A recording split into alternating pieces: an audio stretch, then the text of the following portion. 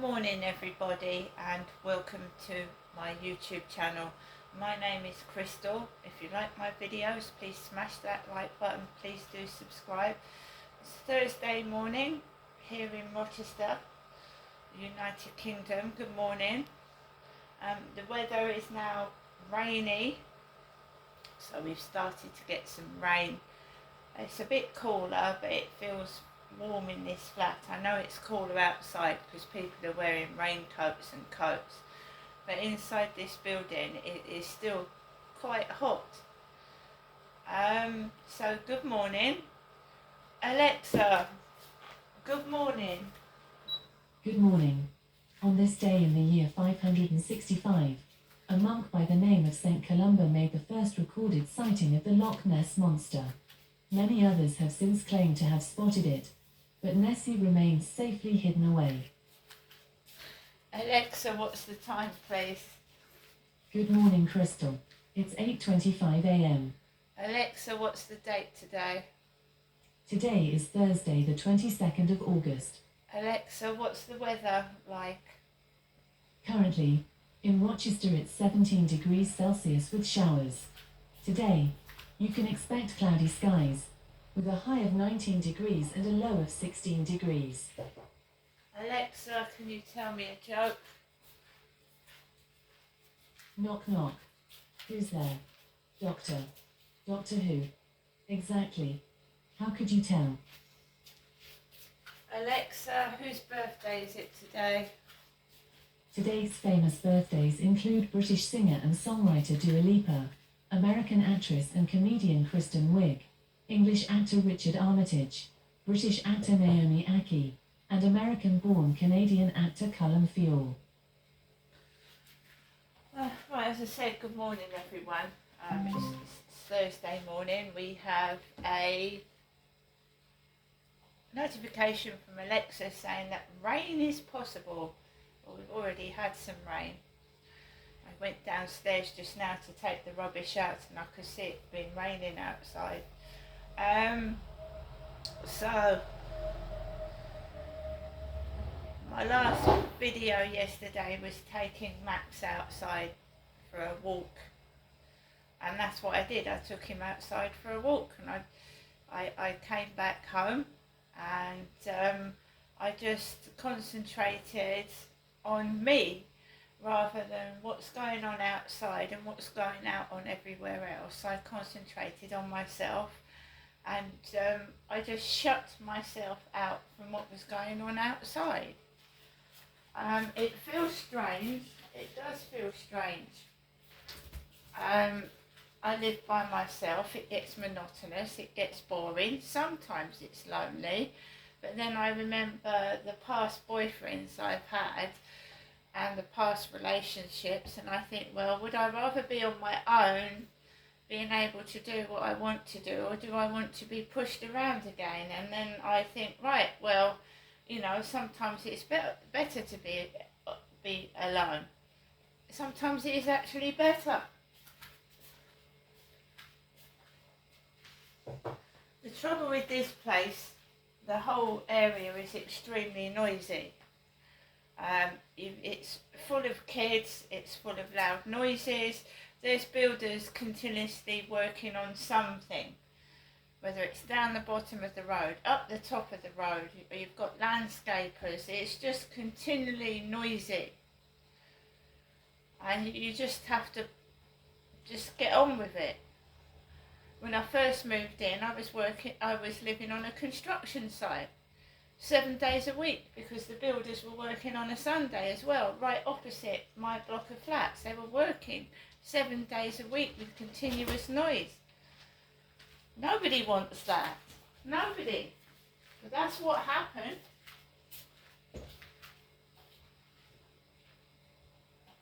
Nobody wants to get woken up at 6:30, 7 o'clock at the morning with builders, especially on a Sunday, with builders working, do they? Well, that is what happened to me. And I found it extremely hard to cope with it. And now 4 years down, living into this place, 4 years down, there's still noise. still drilling almost every day, somewhere in the vicinity.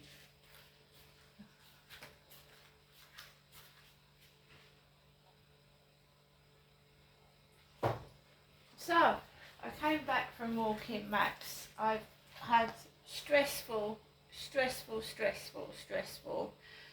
couple of days. The beginning of the week, starting from Sunday.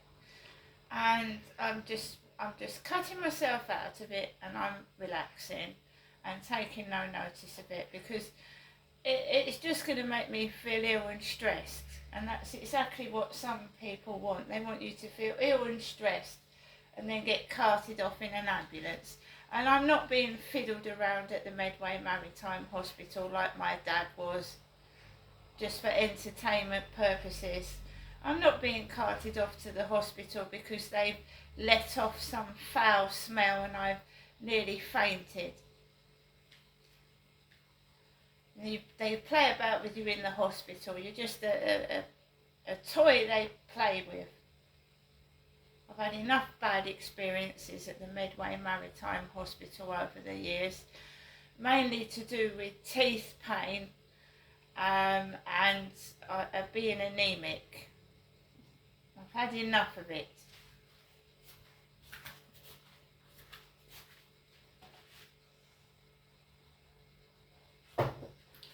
So when I came home, I thought, you know, I live by myself.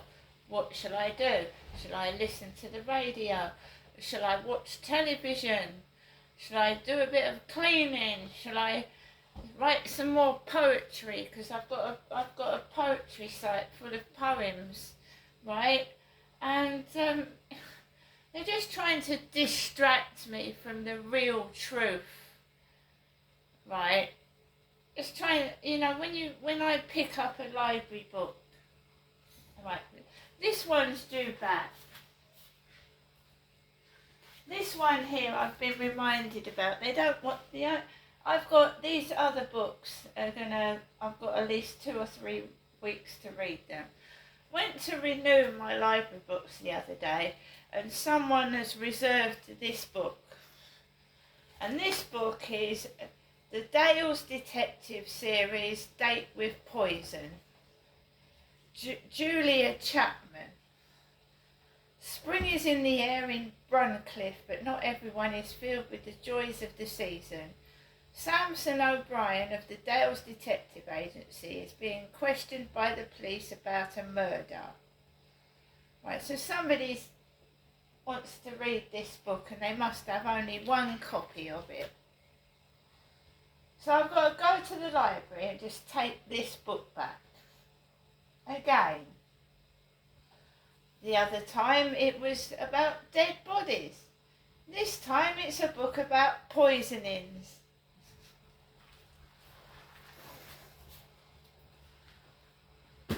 And we all know, I mean, if you've gone through my videos and seen me having a trip to the library, how noisy it is in a library. How there's always someone sat down in the library yapping loudly, really loudly. You can't even sit in a library and read a library book. So as soon as I go into a library, it's made impossible for me to actually sit in there and read a book. Or start laughing or talking loudly so you can hear them. I can't even sit in a library and read a book in peace. Now can you see why I prefer to be indoors and not going out?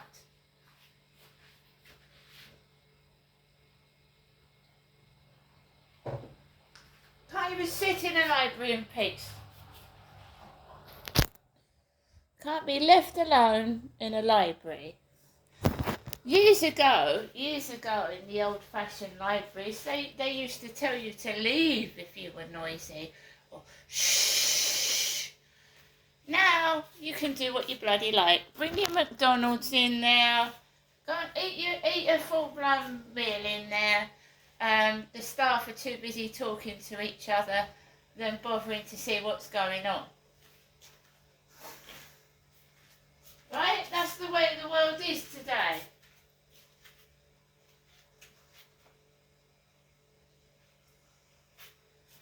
If I could be transported right back to 1983, 4, 5, I would press that bloody button.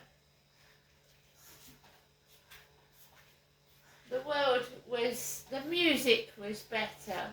In my opinion, the music was better. People were happier. The food was better. The packaging was bigger. You got more value for money. Now it's just cheap, tacky rubbish.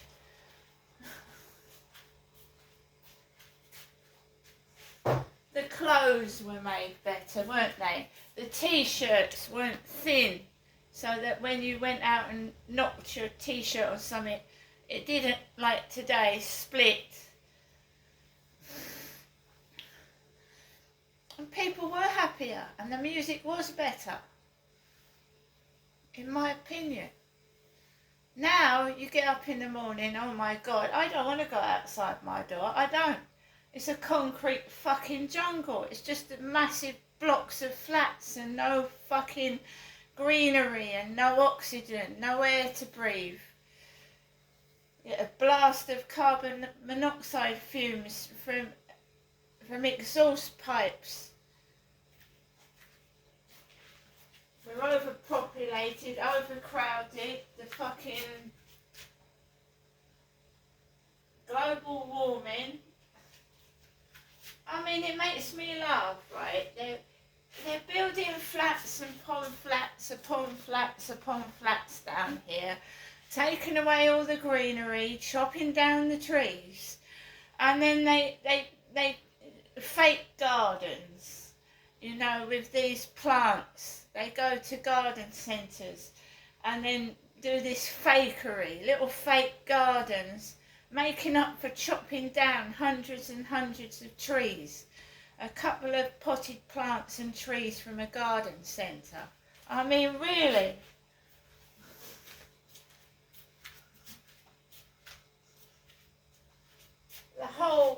It's all fake. I'm tired of getting up in the morning and looking at it.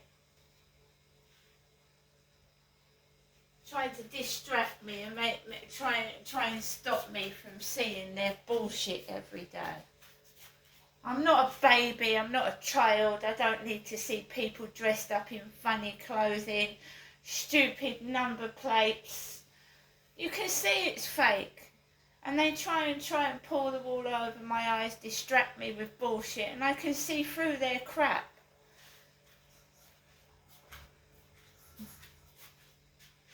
Oh, I've been conned, but this has been going on since I was a child. I said, Mum, did I go to school on telly? Was I a child actress? Was all the children in my class, fake, with fake names? The one that looked like, his name was Harper, and he had extremely big ears, like Prince Charles, and black hair like him. So I said to my mum, did I go to school on telly? Because one of the boys in my class at primary school really, really did look like a funny Prince Charles.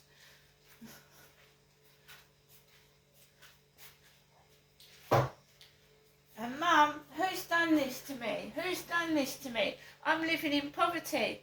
I'm struggling to make ends meet for me and my pets. Who's done this to me? It's not fucking fair. All the silly things, when I got married, stupid things that was happening. The King and Queen of Gloucestershire. No word of a lie, guys. When I moved up to Gloucestershire, right, I ran away from home because my father was abusing me, really. That's the real truth. And I thought, I'm going to go get away from all this crap, what's going on.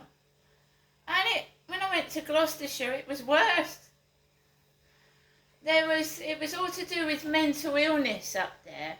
there was a woman that was nicknamed Mad Mary that was running up and down Clarence Road in Gloucestershire screaming. And everyone said she was a nutter. And then there was the Black King and the Black Queen of Gloucestershire who used to dress in purple and wear crowns on their heads. And they were supposedly mentally ill as well. Of course, my mother was diagnosed with schizophrenia in 1975, not myself. So even in Gloucestershire, I was living my mother's life. And it wasn't me who was mentally ill. I just want my mother to tell the truth. That's all. Just tell the truth. I'm not going to bite anybody. I just want to know what's been going on since I've been born and why.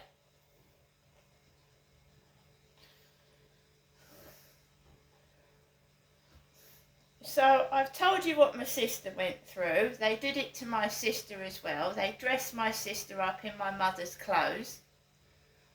And they sent my sister to go to the hospital when my mother had one of her episodes and was in hospital, mental hospital. They dressed my sister up in my mother's clothes, apparently. And I know what used to happen when my mum went to hospital and I was left alone with my father. He told me to be a wife to him. So I was forced to cook his dinner, wash his clothes, and he used to treat me like my mother and get violently angry and hit me if I didn't do things properly.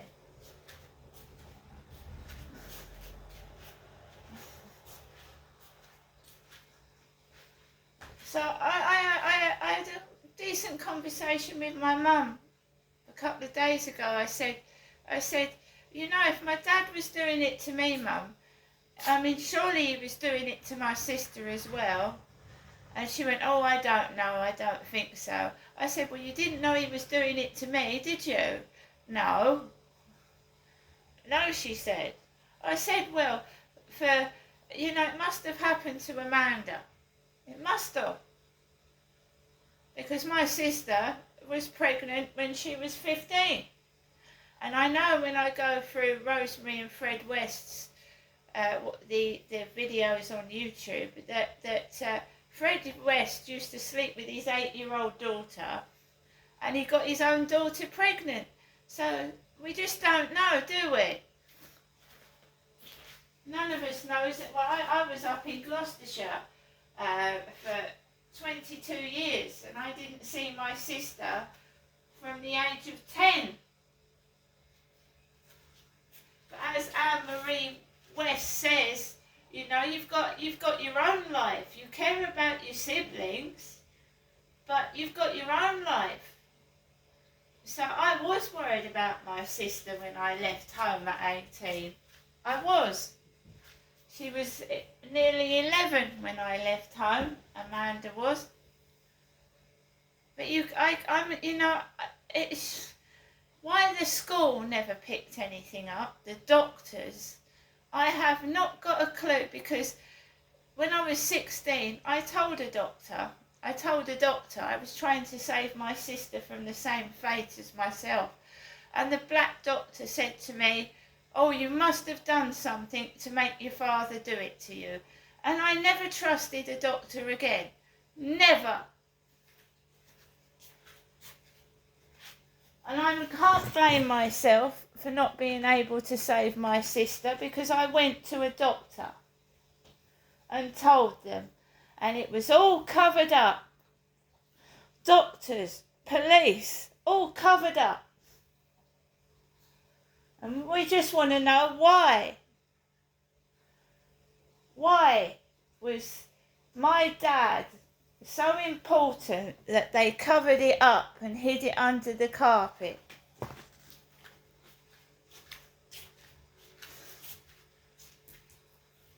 And they try and bombard me with smells, They try and knock me out with their fucking smells, which they've been doing since I was a child, with coal, creosote, burning, setting things on fire, just making things stink, trying to make me feel ill and dizzy so I don't do any videos.